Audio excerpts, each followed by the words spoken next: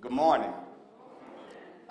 First, let me just thank you all for coming out today. I know with the new variant out there, you have to make the decision to be out in public. So I do not take it lightly that you are here and present today to share in not an accomplishment for me, but an accomplishment for all of us. Thank you to the media who you guys play a very vital role in the job that we do.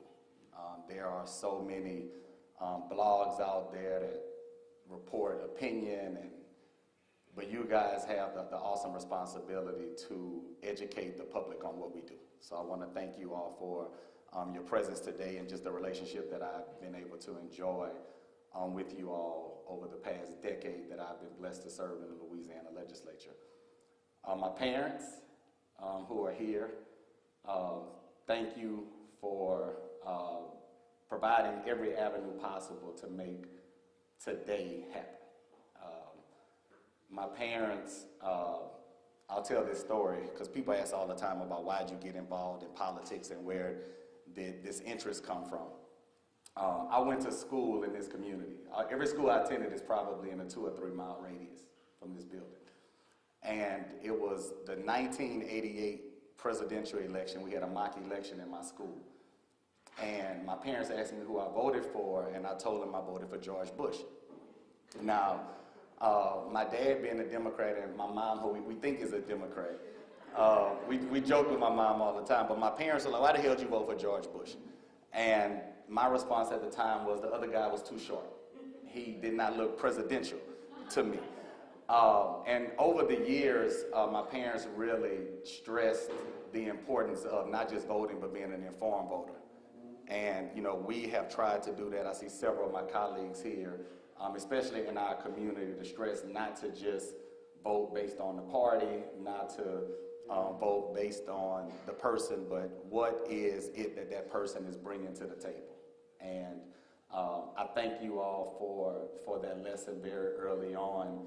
And just always had an interest in wanting to serve this community. And I will tell you that someone in the media asked when I announced that we would have this press conference here, why McKinley? And number one, June 9th of 2011, I stood in this exact same spot at this exact same podium that was donated by my good friend Terrell Jackson, who's in the audience, my good friend Darren Mims, and myself as a gift to McKinley. And there's no other place more fitting for me to stand today, because outside of my parents and my family, McKinley is why I'm standing here today. If you do not know, there's just a rich history and tradition that you automatically accept when you enter the doors of this institution. And if you have not had the opportunity to go into the museum, I want you to look at that wall.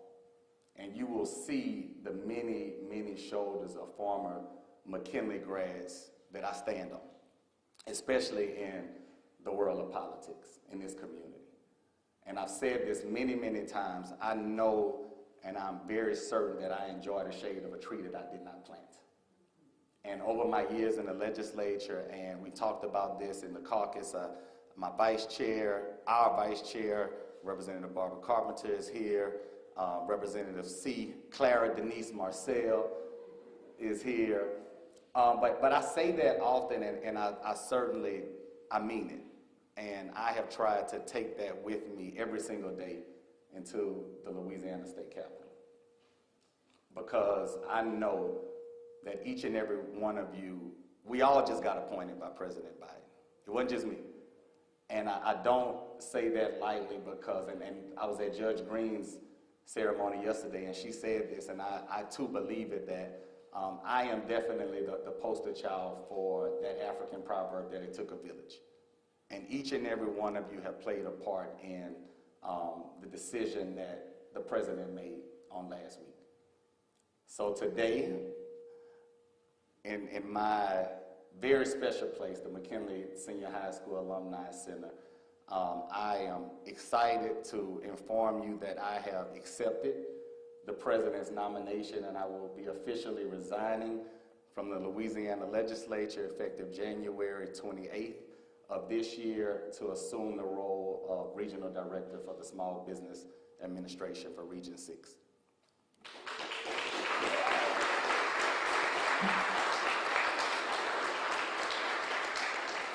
And I want you to know that this was not an easy decision, even this morning, right, Brienne?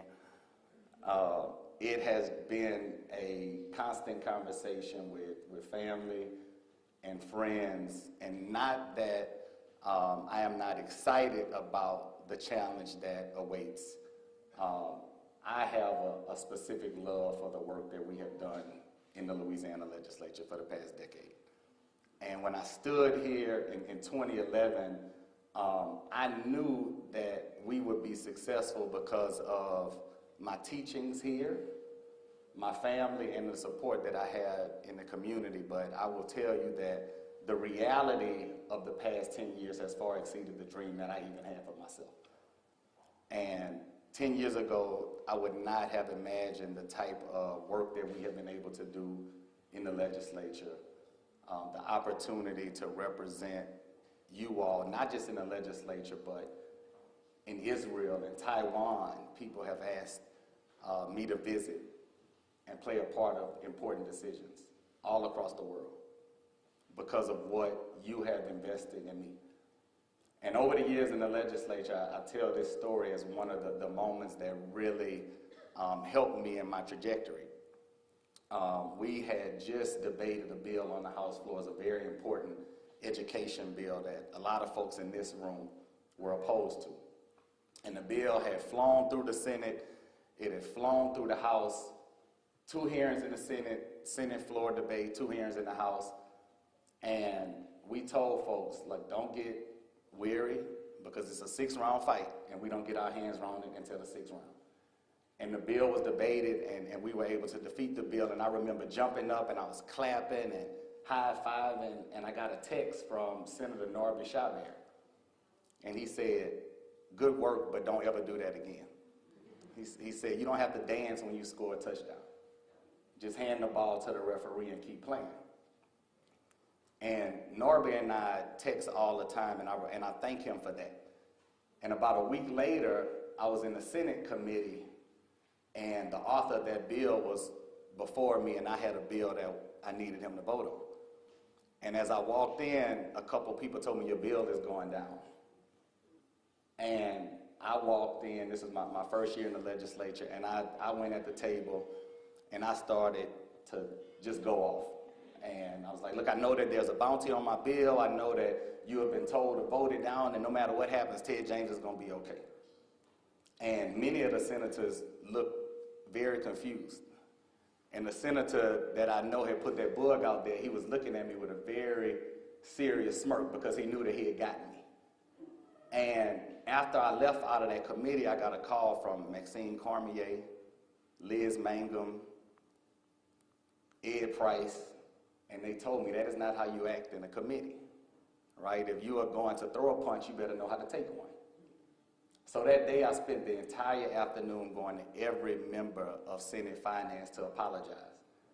And it reminded me of a very important lesson that no matter how far we go, no matter how far I go, I have truly benefited from people, many of you in this room, who always take the time to call me and correct me.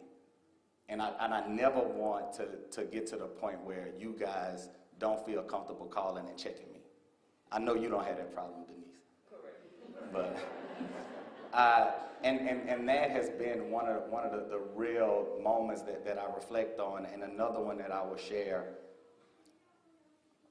The medical marijuana program was one that, before it was all popular and everybody was excited to author the bills, I was one of very few people that wanted to author a bill regarding medical marijuana. And I walked into House Health and Welfare one week, and they voted my bill down. I think I may have gotten 1 vote. Then the next week, Senator Fred Mills walked in. They amended his bill to look very much like mine, and then his passed. And that really upset me. And it pissed me off, I'll be honest. And I was asked to carry the bill on the House floor, and I told them no. And then I had so many different reasons why Fred was the one that they chose. He was a Republican, he was older, he was white. I thought about all those things, but it never occurred to me because I was so busy, caught up in what it meant for me. I had to remind myself that Fred Mills is a pharmacist, so he may have been a better author. And over the years, I've learned that you have to remind yourself that it's not about you, it's about the work. And that type of attitude is the attitude that I promise each and every one of you that I will take to the Biden-Harris administration. And it was extremely humbling to learn that lesson. But I'm grateful that I learned it very early on in my legislative career. And over the past 10 years, I had Anthony pull up the number of bills. I think it was 156 bills that I've authored, and 54 of them are now law in this state. L.A. Wallet, criminal justice reform,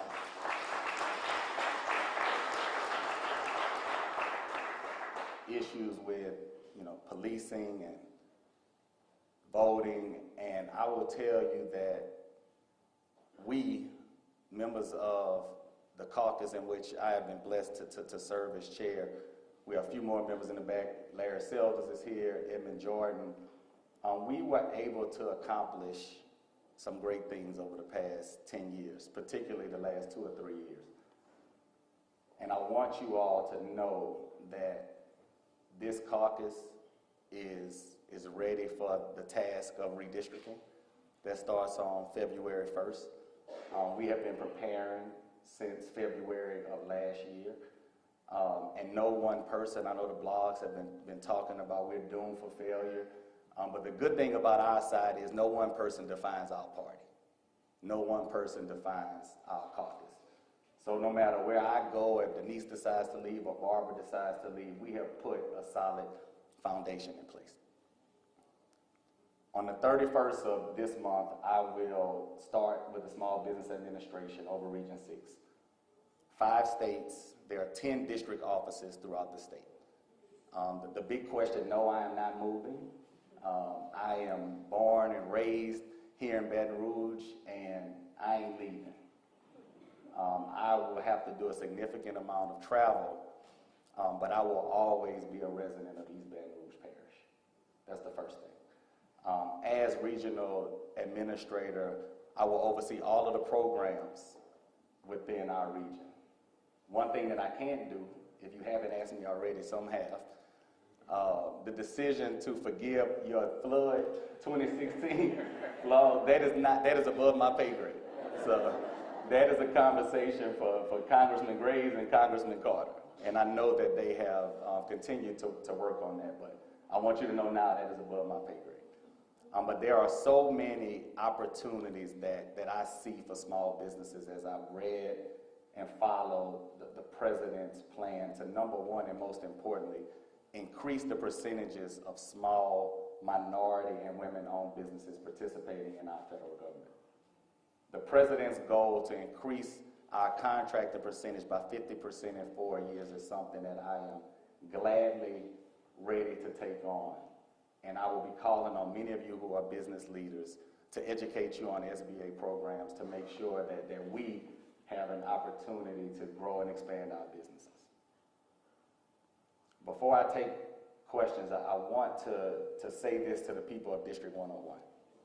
First of all, thank you. I was elected in 2011 and re-elected twice without opposition, and I hope that over the past 10 years I've made you proud. But I have one more request. I care so much about District 101 that I'm not going to walk off and not do my part to make sure District 101 is not left in good hands. So as I leave, Vanessa, can you stand up? As I leave, my good friend, someone who has been there since day one, working in the community, working in the district, working in community organizations, working at the Capitol, Vanessa Caston LaFleur has my full support to serve the people of District 101.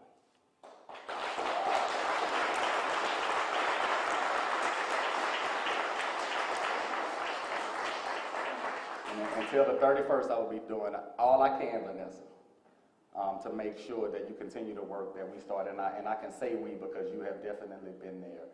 And before I take questions, two more things. Number one, I've had one family member that has just been around the Capitol so much. My youngest niece, when she was younger, she used to want to come with me when I worked there, and I thought she was going to be the one to really jump into politics. But it's the oldest and the first whose birthday is today. Happy birthday, Olivia.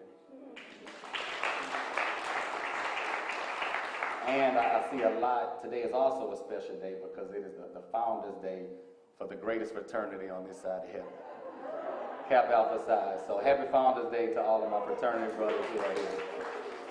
With that, I'll take some questions. In your experience in the legislature, what are some of the key changes you're looking to bring to the SBA program to the next step? No, one of the things that I've learned in the legislature is we have to meet people where they are. Right?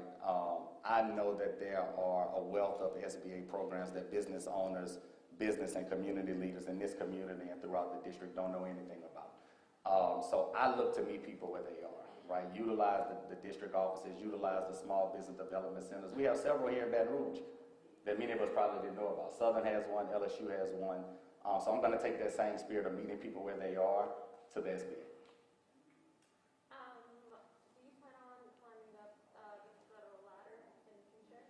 I'm focused on the job that I hadn't even started yet. But you know, I will tell you that I've learned that to never say no. I could not have imagined that I would be in this position 10 years ago. And whatever happens, happens, right? I know that empowered with the support of every person in this room, there's nothing that we can't accomplish if you all continue to do what you've always done. Push, pray, and inspire me. There's nothing that we can't accomplish. Yes, ma'am. Do we know yet if there will be a special election or someone will be appointed? So the legislature doesn't have appointments. I have talked with the speaker, and he has told me that he will call the election for, I think it's a March election. Qualifying for that election, if the speaker does call it in March, is January 26th, 27th, and 28th, which is very important. And I think that several of the members of the legislature, and I don't want to speak for everyone, fully support Vanessa. I would hope that, I think Vanessa is very capable of running a very successful campaign. I would hope that Vanessa is the only person to qualify. And that means that she will be seated during the redistricting session and the district won't go without representation. So it is very important for me that we help Vanessa get there. Stepping into this new role, how do you feel about it? Are you nervous? Are you excited? I'm nervous. I am, of course, excited, but when I walked into the legislature, I worked there for 6 years, right? So I knew the people, I knew the rules, I knew the process. I am walking into a situation blind. Out of the 10 district offices, I only know one person. And this is a young lady that I had the opportunity to meet during the Bayou Classic in a 15-minute conversation. But I do know that the studying and that I was in the nurturing that I received here and at Southern University and at Southern University Law School, it's not going to take long for me to catch up. And there are some very important goals that the administration has laid out. If my region does not lead in the increase in contracting opportunities for minority-owned businesses, I have not succeeded. And I am very much so encouraged by that. And there's one thing that I always carry, this chip on my shoulder. And that chip is going to make sure that we are successful in this next role. Now, I know that that's kind of early, but with small businesses, the pandemic was kind of like took some of these businesses down.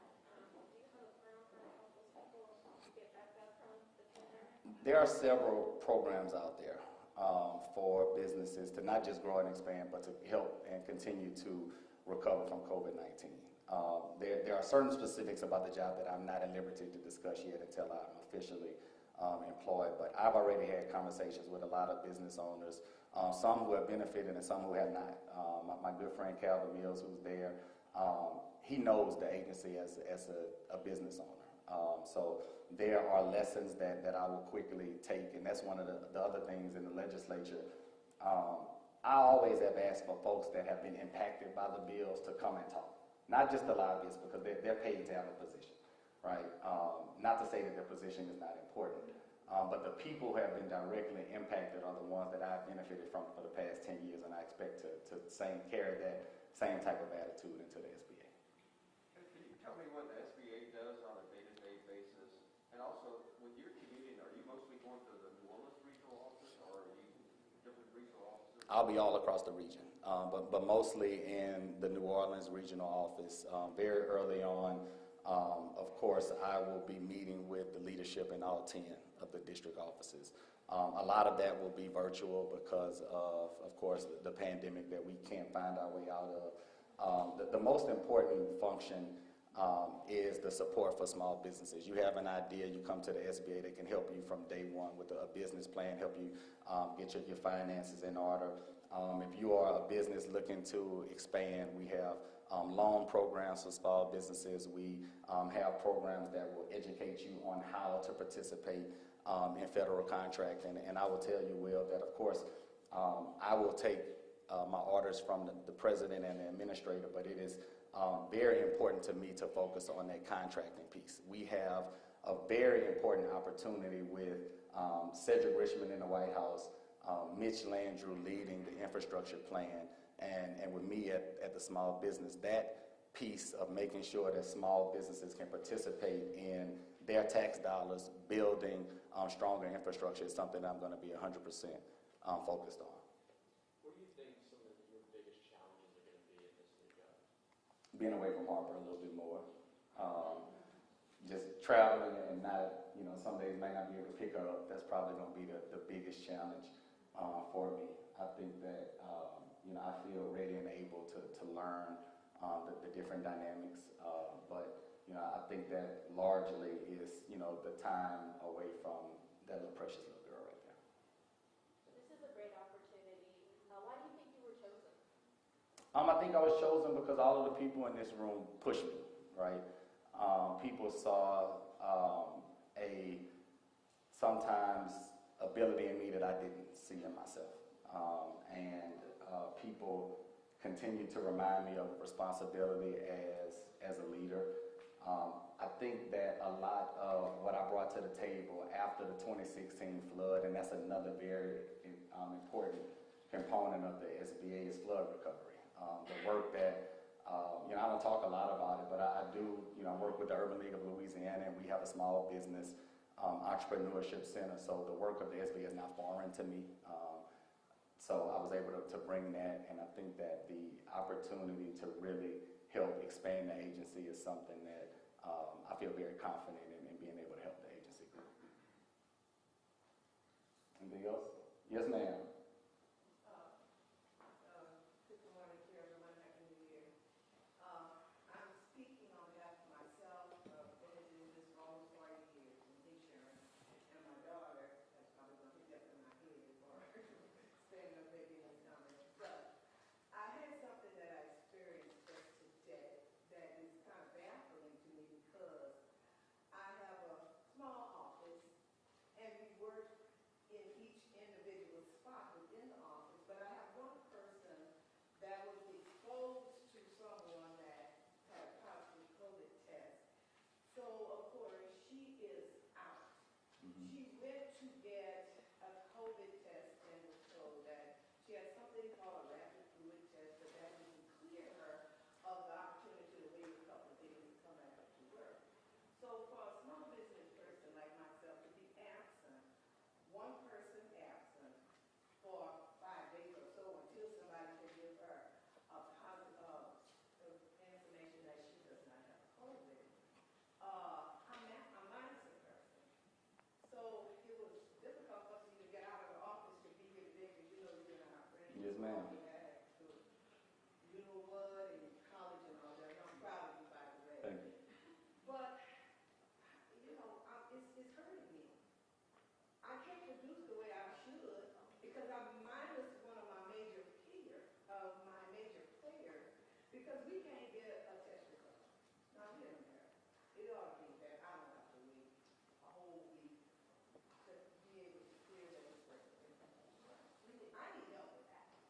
I'll make sure I bring that concern to Secretary Phillips. I think that that's a little bit of a LDH issue, and I certainly understand the workforce component. And as I said, there are several programs, and on maybe not the January 31st, but maybe mid-February, I'll be able to really come and sit down and talk to you about a lot of the programs that we have that are offering direct assistance for business owners in your position.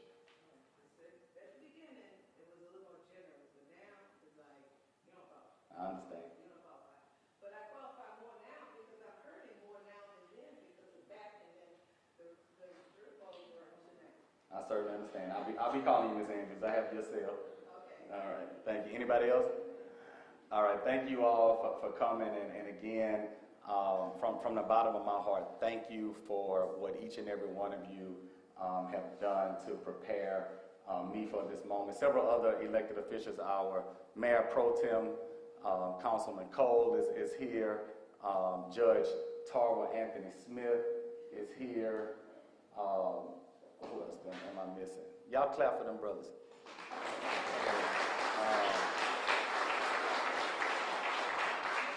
Oh, and our party chair, Louisiana Democratic Party, Katie Bernhardt, thank you for coming.